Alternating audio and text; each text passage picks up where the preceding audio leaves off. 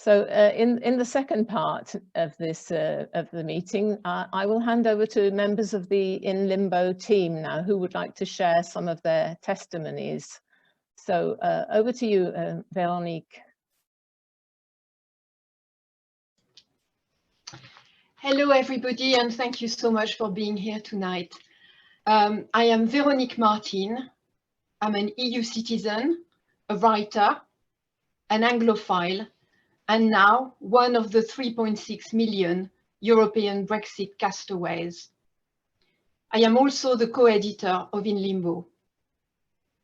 My life has been like an ode to the EU, as my 33 years here, 30 of which married to my lovely English husband, started as a guinea pig to the wonderful Erasmus exchange.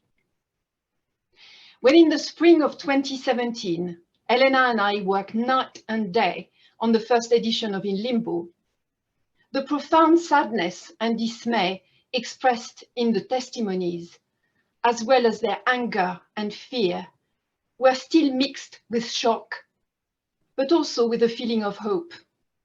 We were going to fight this. Unfortunately, this third edition finds us in a much darker frame of mind. The initial dismay has died down, replaced by an expectation of worse things to come. Our sadness has intensified, as have our fears. Our sense of loss has become entrenched grief, as losing our home has meant losing our sense of who we are too. Our anger has given way, for those who can, to the difficult decision of leaving the UK, our home. It's even been given a name, Brexodus. This Brexodus reflects physically our collective sense of separation and of exile. Exile from the home we have made here, in a country we loved passionately. In Limbo is like a love letter to the UK, one of our readers told us. Exile from the friends and family whose lack of support has torn us apart. Exile from our identity as Europeans living the European dream of unity in diversity. I remember reading a poignant comment in our In Limbo group saying, "I haven't left the UK. The UK has left me."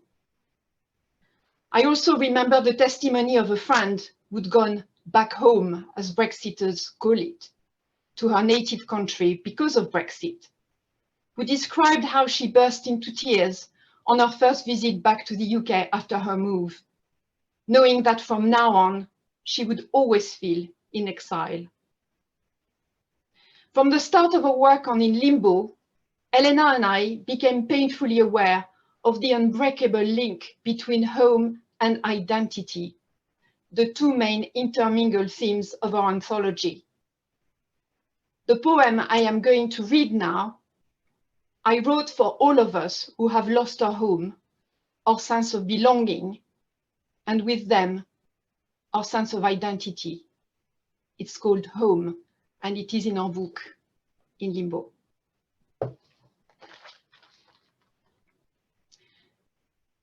Home is not where I was born. It is the deepest of longings, the special place I was meant for.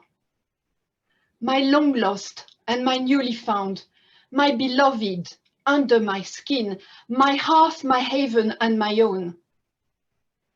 Home is where my heart can leap, my crumpled wings unfurl. Home is where my spirit shines, my soul exiled when we're apart. Home is not where I was born. It is the place where I belong. Home is where I found my way. But now, they've torn my home away from me, and I no longer know who I am. Thank you.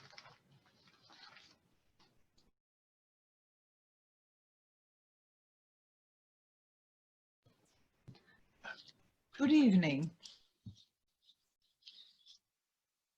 My name is Ellie Wright.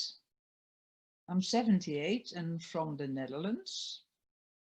I'm one of the admins of the In Limbo Twitter page. I'm also a painter and I've lived here for more than half a century. Veronique's poem about home and identity hit a chord just now.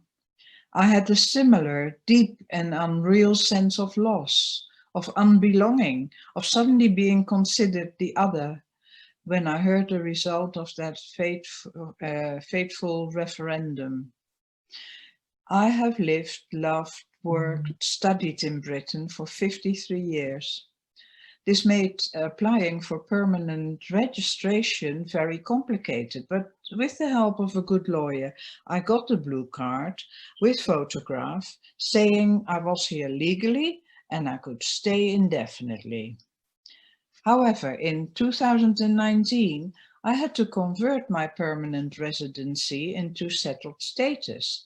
The Home Office email said I had indefinite leave to remain. This, unfortunately, was issued in my maiden name, a name I had never used in the UK, and where for more than half a century I'd been known by my married name only. I phoned and wrote to the Home Office several times, asking them to change the details, but in the end they wrote an email to say that the name change was absolutely impossible. Despite this, when a while later I wanted to make a printed copy of my digital-only status, I noticed my name had been changed into my married name. However, the Home Office had also replaced my photo with one that was much earlier. Several weeks later, when going online to check my status again, I noticed to my great surprise that my photo had been changed back to the one I had originally provided with my settled status application. So I discovered 3 changes I had been totally unaware of. There had been no email or letter from the Home Office to inform me following any of these changes.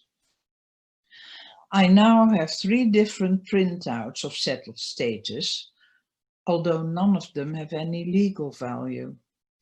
That was the moment when renewed anxiety set in, and I now regularly check my settled status, my digital settled status. My confidence in settled status without a physical document to prove it has been lost. My trust in the Home Office is shattered.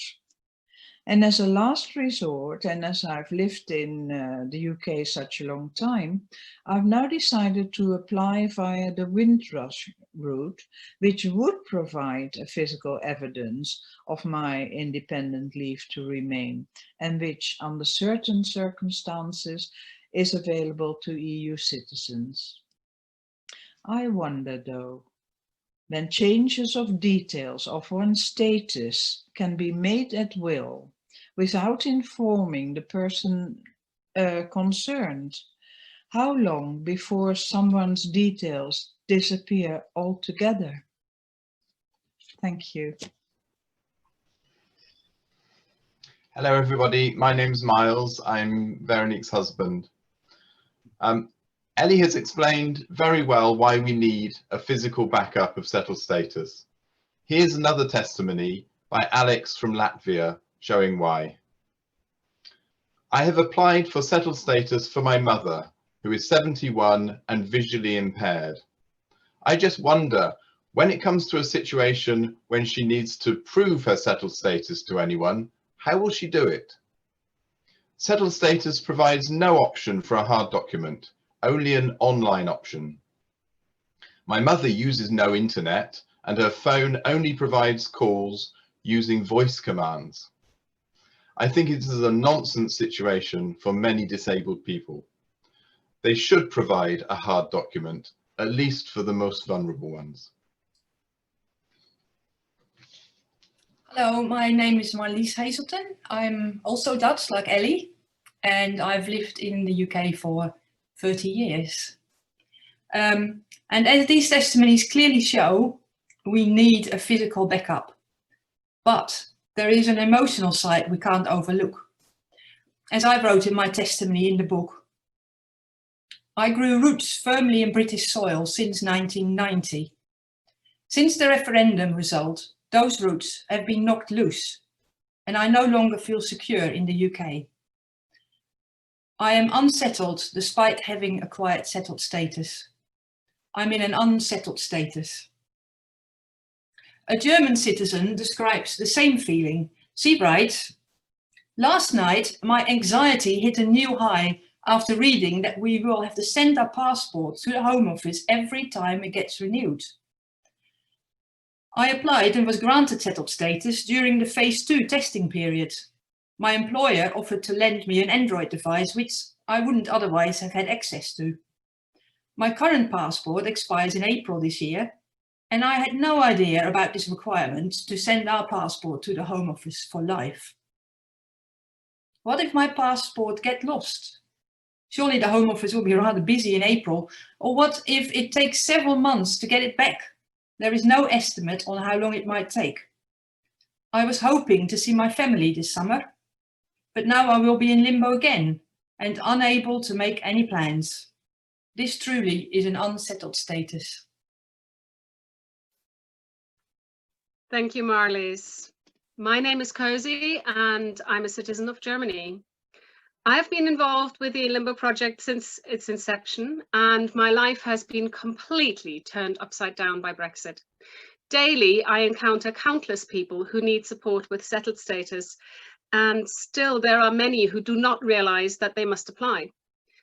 Missives from the Home Office brag about having received 4 million applications, but it is impossible to know how many have been counted twice, just like it is impossible to know how many people actually need to apply in the first place.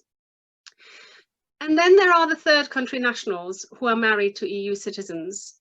And the following testimony gives us an idea of the frustration many of them go through. I'm a non-EU citizen, married to a Spanish national. I applied for EUSS, and I got this message saying, "Sorry, there is a problem with the service." I called them 100 times, wrote to my MP, emailed them, nothing. It's been 70 days with this message every time I try and continue my application.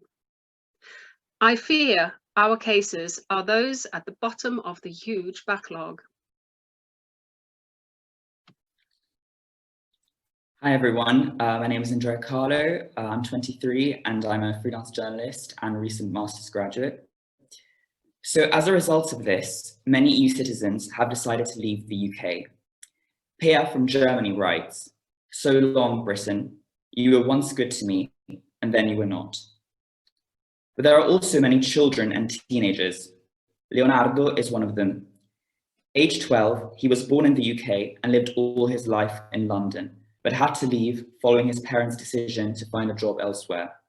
He writes, "When the results came in, lives changed forever. Equality was lost. When the results came in, a nation was split.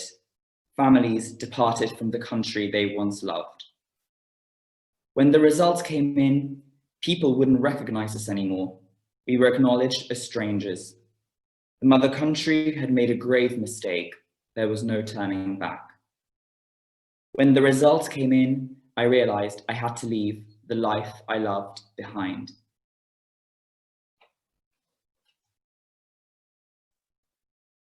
Thank you very much, everybody, for your moving stories. I think it's